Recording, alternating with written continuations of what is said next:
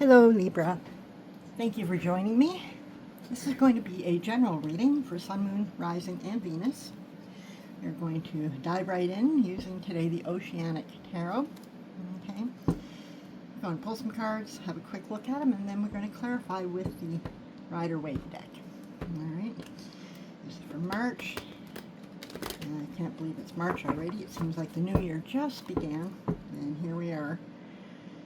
Soon be into spring. I don't know about you all, but I'm looking forward to it. I've had enough of winter and snow.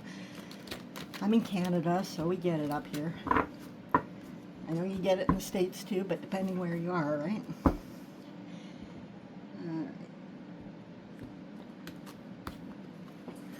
Alright, so we're going to deal them out. Let's see what we have.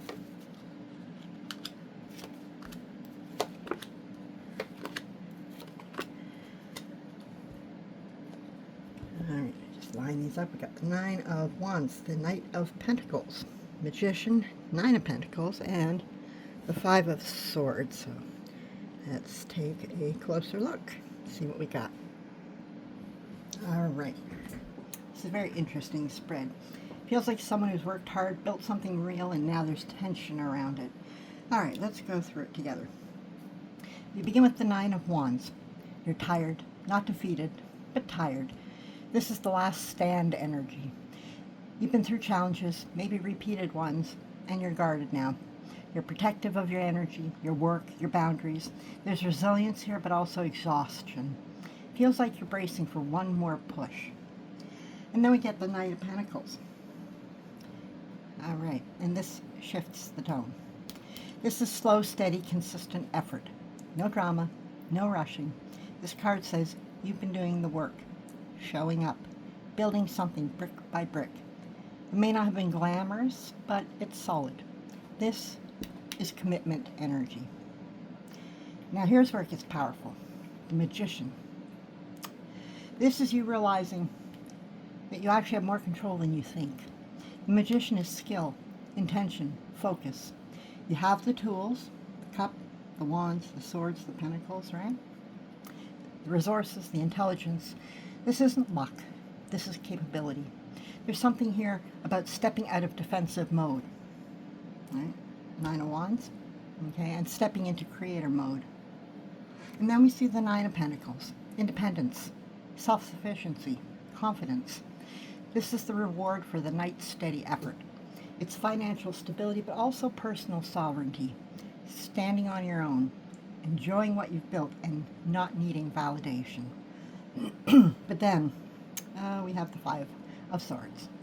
This is conflict, but not a healthy one.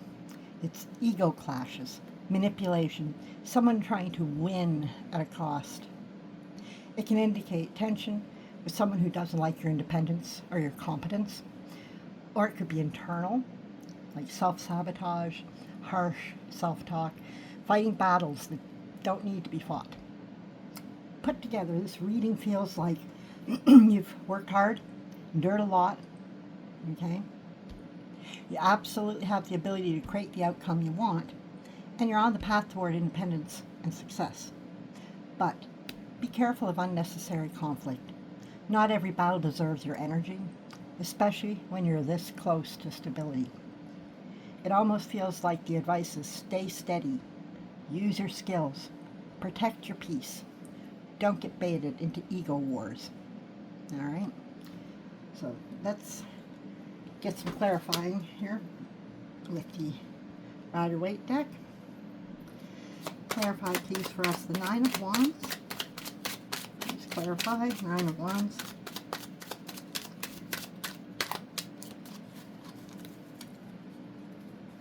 Clarification, please. My Libras, there's one. Six of Swords. And clarify now, please, the Knight of Pentacles.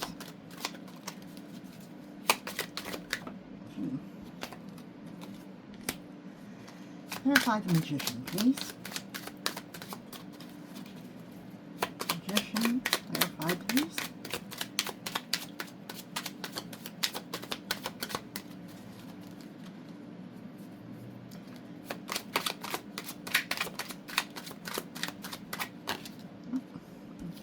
always want to fall out. Nine of Pentacles, please clarify for us. Okay. And finally, the Five of Swords.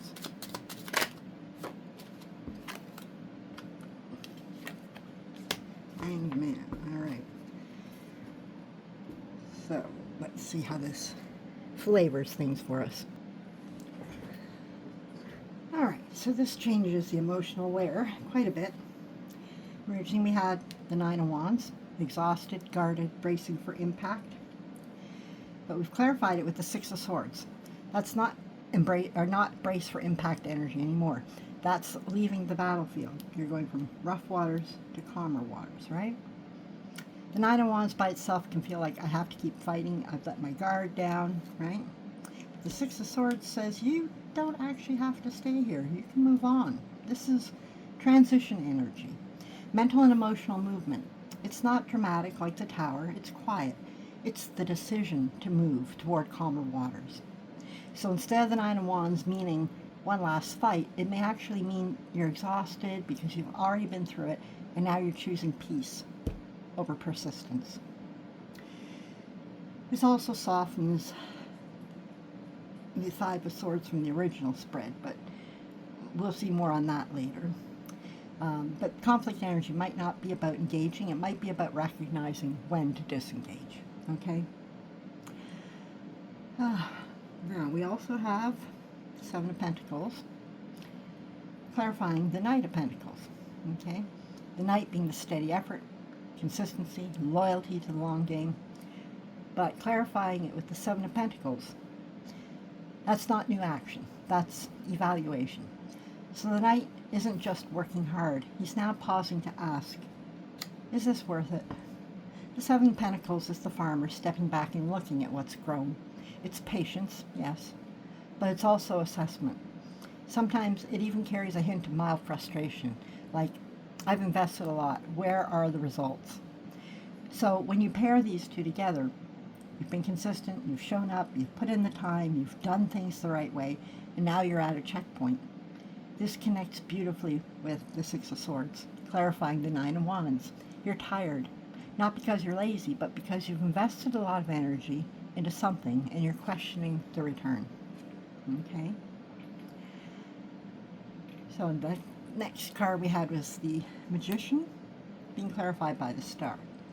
So the Magician is power, skill, manifestation, agency. But then clarified by the Star, that shifts the energy from control to alignment. The Magician alone can sometimes feel like I can make this happen through effort and will. But the Star says, this isn't just about effort. It's about faith. It's about healing and being guided toward what's truly meant for you. So this isn't manipulative manifestation. It's inspired creation. The Star is hope after difficulty. It comes after chaos in the tarot sequence. It's clarity after disillusionment. It's gentle but powerful. When it clarifies the Magician, it tells me that you're not just capable, you're divinely aligned. This pairs very interestingly with the rest of the spread. Let's rethread it.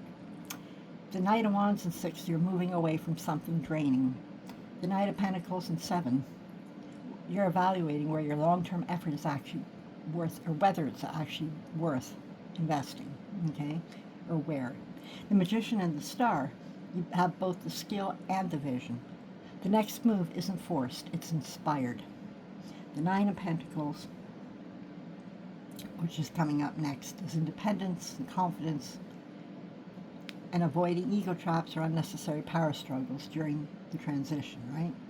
So with the Star clarifying the Magician, what we're saying is you don't have to force outcomes. What's meant for you will respond when you move in authenticity. There's also a healing layer here. The Magician can sometimes operate from survival mode. I must control the environment. The Star softens that into I trust that I'm supported while I build. And that's huge. All right. Now, Death clarifying the Nine of Pentacles. Okay, so this is where it gets deeply transformative. This is a huge pivot. The Nine of Pentacles on its own is independence, accomplishment, self-sufficiency, enjoying the fruits of your labor. But clarified by death, it's telling a very different story than just everything stable and secure. Death in tarot is radical transformation. It doesn't mean literal death. It's endings, clearing the old to make space for the new. Okay? So your Nine of Pentacles isn't just you've arrived, it's you're moving into a new kind of independence. What you've built is shifting into something you might not have expected. Old structures and habits or dependencies are dissolving, even if the external successes look the same. It's like standing in a beautiful garden, but realizing the soil is changing beneath your feet. And that's good. This is fertile transformation energy. Okay? Now we have the Hanged Man, clarifying the Five of Swords. This is really interesting. It flips the conflict energy into a more introspective frame. Pardon me. The Five of Swords by itself can feel like tension, ego battles, someone trying to win at your expense. There's friction, resentment, or a sense of lost. Pardon me. Clarified by the Hangman, it's not about engaging in the fight. It's about pausing, surrendering, and seeing things differently.